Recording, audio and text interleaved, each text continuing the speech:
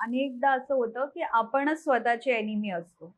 म्हणजे आपला राग, आपला गर्विष्ठ स्वभाव, आपले आतमध्ये जी असे बॅड क्वालिटीज आहे, की आपल्याला आपल्याच सारखं हवंय, मीन्स असंच झालं पाहिजे, तसंच झालं पाहिजे आणि आपणच आपले शत्रू असतो. तर हे मी तुम्हाला का म्हणते, कारण का आपल्याला सगळ्यांना आध्यात्मिक जीवनामध्ये पुढे जायचं आहे, स्पिरिच्युअल लाईफमध्ये. आणि या धडपडीमध्ये आपण बघतोय ना, की आपल्याला काय करायचंय, देवाची इच्छा करायची आहे, पण आपण काहीतरी उलटंच करतोय. आणि मग देवाचं वचन काय म्हणतं? बेन सिरा याची बोधवचने दॅट इज सिराक या पुस्तकामध्ये अध्याय 3 वचन 20 मध्ये लिहिलं आहे. परमेश्वराचे सामर्थ्य महान असूनही तो नम्र लोकांच्या पूज्य भाव स्वीकारतो. So the word of God says that the Lord is a mighty God, but he is glorified by the humble. आणि आपल्याला वाटतं की परमेश्वराची महिमा करायची आहे किंवा त्यांना आपल्याला खूप ग्लोरिफाय करायचं आहे, तर काहीतरी मोठं करावं लागेल. काहीतरी खूप असं केलं पाहिजे ज्याच्याने परमेश्वर अत्यंत आपल्याशी प्रसन्न होतील. पण ॲक्चुअली बघायला गेलं तर देवाचं वचन म्हणतं, की जेव्हा आपण नम्र होतो, तेव्हा आपण मॅक्सिमम ग्लोरी देतो गॉडला. म्हणजे देवाची महिमा करण्यासाठी आपल्याला नम्र बनायचंय. किती सोपं आहे. पण आता बघितलं तर नम्र बनणं खूप कठीण झालं आहे. आता आजूबाजूचं परिसर पाहिलं, सोशल मीडियावर आपण जास्त वेळ घालवला, तर आपल्याला नेहमी वाटतं, की आपल्याला सगळ्यांच्या पुढे जायचं आहे. स्पिरिच्युअल लाईफमध्ये असो, इथे असो, तिथे असो, आपल्याला सगळ्यांच्या पुढे जायचंय.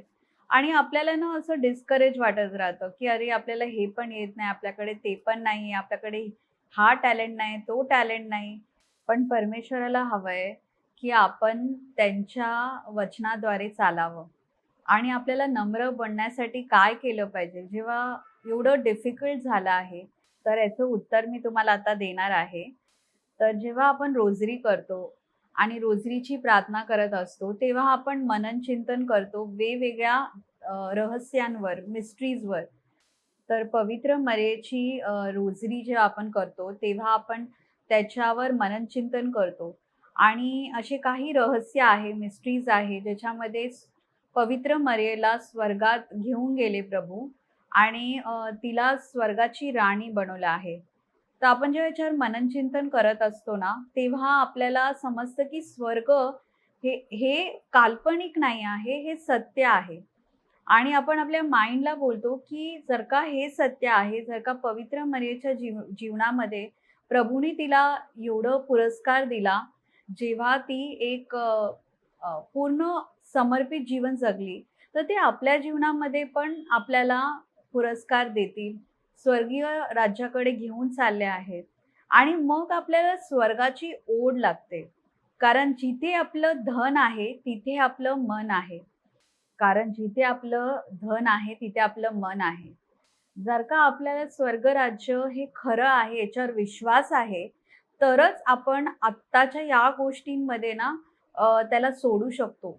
नाहीतर आपल्याला काय होईल, की इकडेच आपण आपला जीव घालतील आणि एकमेकांसोबत भांडण करणं, एकमेकांसोबत कॉम्पिटिशन करणं, की आपण कसं बेटर आहोत, कुणाचं चांगलं चाललं आहे.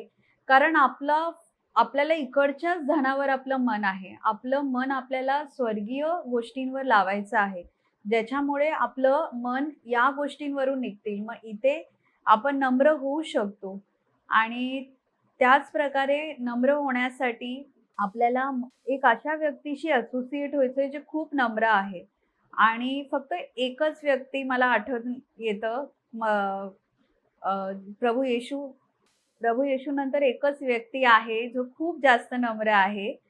ते आहे मदर मेरी, पवित्र मरिया.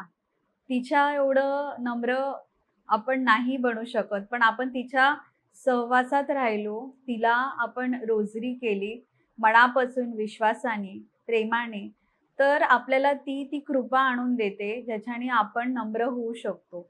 कारण नम्र झाल्यावर आपण पित्याचा गौरव करतो आणि त्याच प्रकारे बायबलमध्ये दिलं आहे, की स्वर्ग even heavens cannot hold the lord. Like गॉडची एवढी ग्लोरी आहे, महिमा आहे त्यांची, की इव्हन स्वर्ग राज्य त्यांना सामावू नाही शकत. पण पवित्र मरियेच्या उदरात ते आले, म्हणजे ती किती नम्र असेल. आणि म्हणून आपल्याला तिच्या सोबत राहणं आणि तिच्या जीवनातून शिकून तिच्या जवळ राहून तिची मध्यस्थीची हेल्प घेऊन आपण प्रभू येशूचं कार्य चांगल्यापैकी करू शकतो. त्याच प्रकारे आपण बाळ येशूची संत तेरेसा जेव्हा बघतो, ती आहे Saint Teresa of child Jesus. ही खूप माझ्या लाईफमध्ये इन्स्पिरेशनल सेंट आहे आणि हिच्या जीवनातून मी एक गोष्ट काय शिकली माहिती आहे, आपण नेहमी बघतो ना, तर सगळे आपल्याला म्हणतात, "तुला खूप मोठं व्हायचं आहे, तुला थोर व्हायचं आहे, तुला ग्रेट बनायचं आहे." पण आपल्याला Saint Teresa of child Jesus काय म्हणते, ती आपल्याला म्हणते, की आपल्याला लहान व्हायचं आहे, आपल्याला छोटं व्हायचं आहे, आपल्याला नम्र बनायचं आहे. आणि असं का? तर ती आपल्याला म्हणते, की आपण जेव्हा नम्र होतो, छोटे होतो, लिटिल राहतो, तेव्हा प्रभू बघतात, की आपण धडपड करतोय, आपल्याला जमत नाही आणि मग ते आपल्याला मदत करतात आणि त्यांची आपल्याला जास्त कृपा दिसते.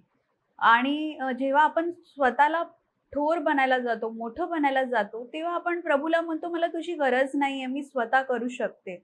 आणि अशा वेळेस मग आपण देवाचा कसा महिमा करणार आणि आपल्याला त्यांचे फेवर्स पण एक्सपिरियन्स करायला नाही मिळणार आणि आपल्याला त्यांचे अनुभव पण एवढे एक्सपिरियन्स करायला मिळणार नाही. कारण नम्र व्यक्तीच्या जवळ प्रभू राहतात, त्यांच्या हृदयात प्रभू राहतात आणि त्यांना ते जास्त मदत करतात. आपल्याला बायबलमध्ये एक स्क्रिप्चर माहिती आहे, की God opposes the proud but gives grace to the humble. प्रभू कृपा नम्र व्यक्तीला देतात, पण एका गर्विष्ठ स्वभावाच्या व्यक्तीशी ते जास्त त्याला कृपा नाही मिळत. तर त्याच प्रकारे जर का आपल्याला खूप त्रास होतोय, की बाकीचे लोकं पुढे चालले आहे आणि आपण अजूनही पाठी राहिलोय, आपल्याकडून खूप चुका होतायत, आपल्याला अजूनही जमत नाहीये, तर प्रभू म्हणतायत निराश होऊ नका. लिटिल बना, लहान बना. प्रभूच्या समोर आपण जेवढं नम्र होऊ आणि लोकांशी नम्र व्यक्तीसारखं वागू, तर आपण देवाची महिमा करतो. आणि आता आपण कॉम्पिटिशन करतोय म्हणून आपण जास्त करून आपल्याला निराशा येते, सॅडनेस येतोय. पण बायबलमध्ये दिलं आहे, की outdo each other in showing respect and honour. म्हणजे आता आपल्याला कॉम्पिटिशन तर करायचं आहे, पण कोण जास्त प्रेम करतंय, कोण एकमेकांना जास्त आदर देतंय, कोण एकमेकांची जास्त सेवा करतंय आणि आपण प्रेम करण्यामध्ये एकमेकांना पाठी ठेवलं पाहिजे. हे खूप कठीण वाटतं, पण हे लक्षात ठेवलं पाहिजे, की आपण किती पण हिडन लाईफ जगलो ना, तेवढी आपण देवाची महिमा करतोय. आपल्याला जास्त शो ऑफ करायला मिळत नाही म्हणजे आपण प्रगती करत नाही असं नाहीये. देवाच्या नजरेमध्ये आपण थोर असू. बाकीच्या लोकांच्या नजरेमध्ये ते आपल्याला नावं ठेवत असतील. पण प्रभूला आपण कोण आहोत ते ठाऊक आहे. ते ओळखतात आपल्याला. म्हणून तुम्ही निराश होऊ नका आणि नम्र झाल्यानेच आपण देवाची महिमा करू शकतो. आपण हे टॉक जसं देते तसं प्रीचिंग करून किंवा मोठे-मोठे कार्य करून आपण देवाची महिमा तेवढी नाही करत. खरी महिमा तेव्हा होते जेव्हा आपण नम्र होतो.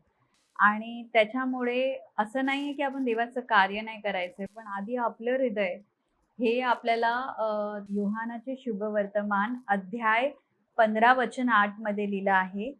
तुम्ही विपुल फळ दिल्याने माझ्या पित्याचे गौरव होते आणि तुम्ही माझे शिष्य व्हाल. याचा अर्थ असा आहे की फळ म्हणजे पवित्र आत्माचे फळ आणि त्याच्यासाठी आपल्याला नम्रता लागेल आणि नम्रतेमध्ये आपण वाढू. म्हणजे जेवढं आपण खाली जाऊ, तेवढं प्रभू आपल्याला उंचावतील. आणि आपण जेवढं खाली जाऊन नम्र होण्याचा प्रयत्न करू, कारण आपण सगळेजण कुठे ना कुठे आपल्यामध्ये गर्विष्ठ स्वभाव आहे आणि प्रभू आपल्यावर कार्य करतायत. तेवढं आपण प्रभूची महिमा करू, जेव्हा आपण नम्र होऊ. आणि त्याच्यासाठी आपल्याला या कॉम्पिटिशनमध्ये नाही लागायचंय. कारण आपलं धन इथे नाही, आपलं धन स्वर्ग राज्यामध्ये आहे आणि आपलं मन तिथे आहे. आणि जेव्हा तिथे मन आहे आपलं, तेव्हा आपल्याला माहिती आहे, की इथे काही हो, आपल्याला तिकडचं धन गोळा करायचं आहे. त्याच्यासाठी आपल्याला नम्र बनणं आणि देवाची इच्छा करणं आणि त्यांच्यावर पूर्ण मनाने प्रेम करणं गरजेचं आहे. Thank you. God bless you. Bye.